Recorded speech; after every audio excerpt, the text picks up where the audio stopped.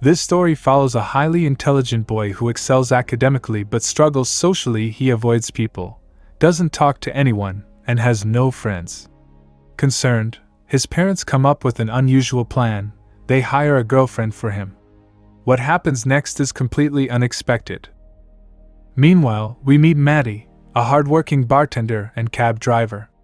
She's desperately trying to save her car from being seized. Before her mother passed away, she left Maddie a house with an unpaid loan. Now, Maddie is doing everything she can to repay the debt. Gary, one of Maddie's ex-boyfriends, arrives to seize her car because she missed a loan payment. Maddie tries to stop him, but he refuses. Just then, a young man wearing only underwear steps out of her house, exercising. Seeing this, Gary becomes jealous. To defuse the situation, Maddie quickly says, "Oh, that's my cousin from Italy." The young man plays along, acting close to her, making Gary even more suspicious. Realizing her trick, Gary gets frustrated and tows her car away. Now without transportation, Maddie resorts to roller skates to get around. Later, she spots her car still attached to Gary's tow truck.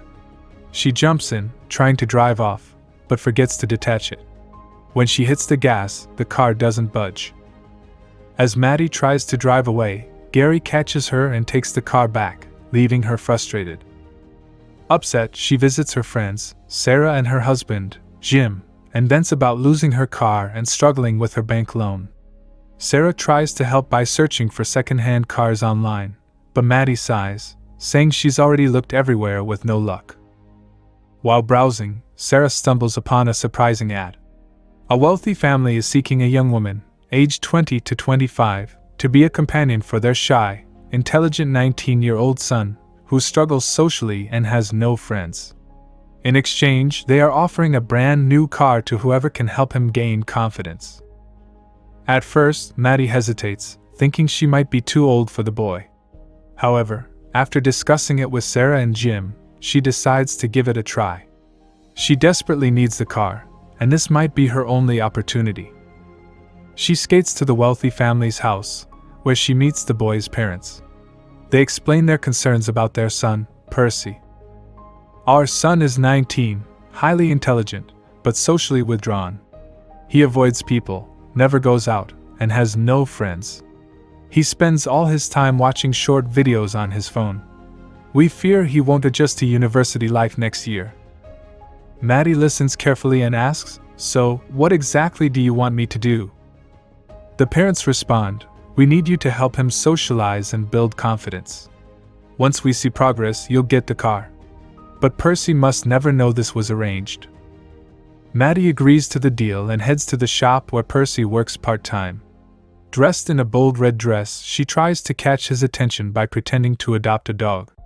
She flirts and tries to impress him, but Percy remains unmoved and becomes visibly nervous. Not one to give up, Maddie suggests, "How about I drop you off at home today?" Percy hesitates and turns her down, but Maddie insists, lifting his bicycle into her van.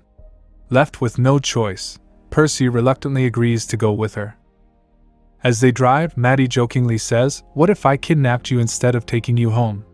She then steers the car in the direction of her own house instead of Percy's. Terrified, Percy panics. When the car finally stops, he sprays pepper spray in Maddie's face. Maddie quickly exits the car, saying, "I was just joking. If I'd kidnapped you, why would I bring you to my house?" Realizing his mistake, Percy feels bad and apologizes. To make amends, he gives Maddie a bath with the garden hose to wash off the spray. As a gesture of goodwill, he agrees to go on a date with her that evening. Maddie waits at a club for Percy, and when he arrives, everyone laughs at his outfit, a formal coat with shorts instead of pants. Maddie, however, praises his unique style to make him feel more at ease. A waitress approaches, and Maddie orders a Long Island iced tea for herself. Percy asks for a Pepsi, but Maddie cancels his order and insists he try a Long Island iced tea too.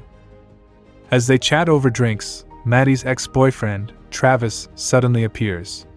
He tries to make a scene by showing Percy his engagement ring and talking about his past relationship with Maddie, including how she broke up with him. After Travis leaves, Maddie takes Percy to a beach, though it's off limits after 8:00 p.m.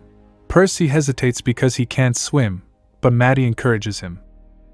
When Percy refuses to take off his clothes to swim, Maddie boldly undresses and jumps in. Feeling pressured, Percy removes his clothes and follows her into the water. While they're in the water, a group of people sneaks up, steals their clothes, and walks away.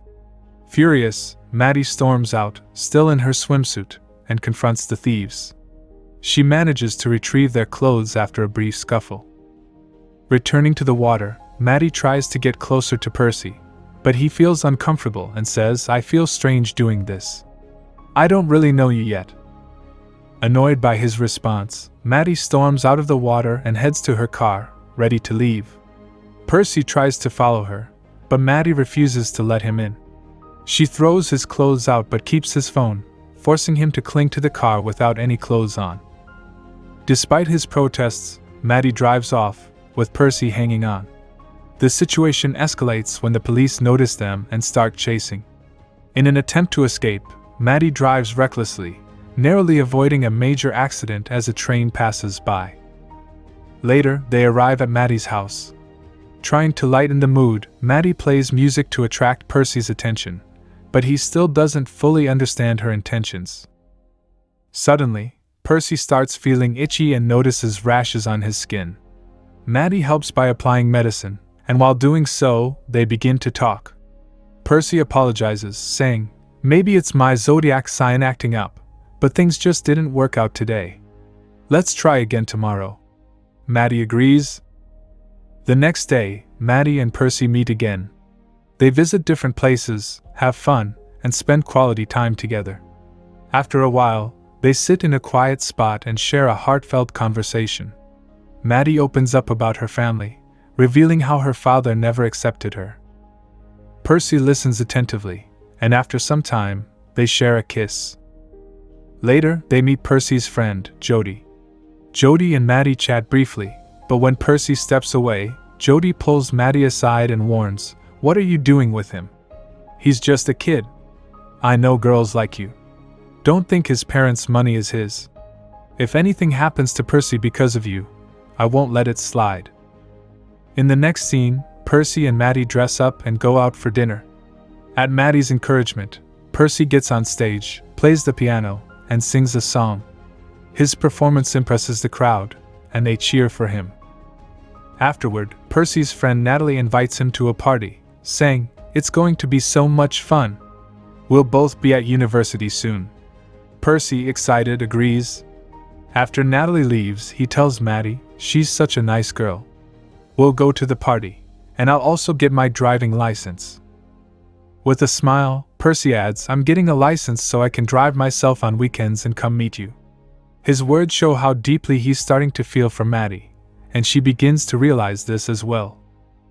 After dinner, the two leave the restaurant. In the car, Percy starts drinking. He suddenly turns to Maddie and confesses, "I'm ready for you now. I've fallen in love with you, and I want to get intimate." Maddie, trying to handle the situation, says, "You've had a drink, and you won't fully enjoy your first time in this state.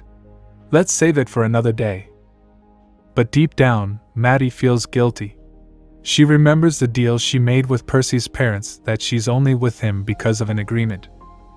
Percy, unaware of her inner conflict, is serious about their relationship, and Maddie starts to feel horrible for leading him on.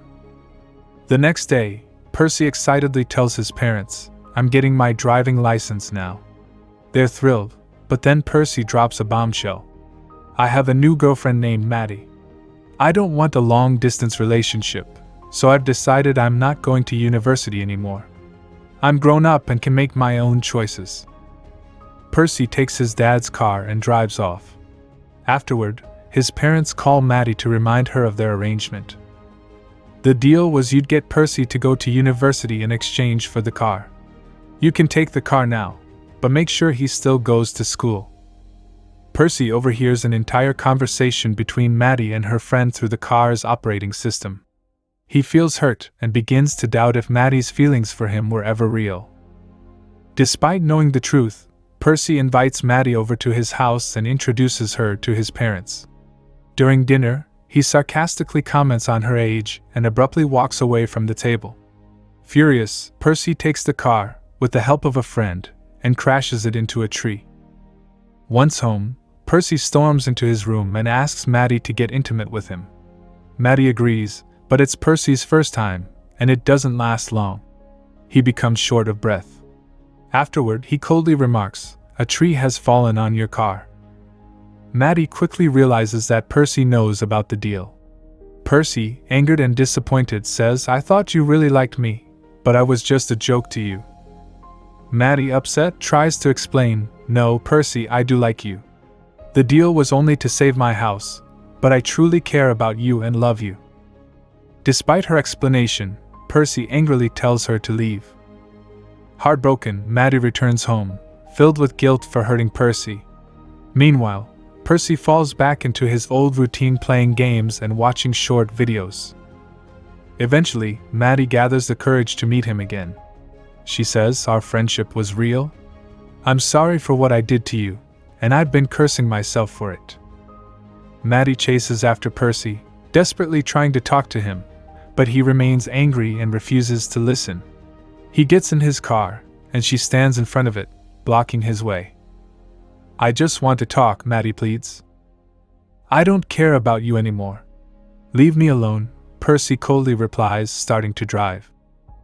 As Percy heads toward the beach, Maddie clings to the car, yelling for him to stop. The car swerves and plunges into the sea, causing Maddie to fall into the water. Percy immediately stops, jumps out, and pulls her to safety. Shivering and emotional, Maddie apologizes, "I'm so sorry, Percy." Percy, overcome with emotion, hugs her tightly, forgiving her as they both cry. In the final scene, Percy is packing his bags, preparing to leave for university. He says goodbye to his parents and steps outside, ready to begin a new chapter in his life. To his surprise, Maddie stands with a playful smile, asking, "Need a cab?" They both laugh, and the story ends on a joyful note, filled with romance and light-hearted moments, leaving a sense of happiness and warmth.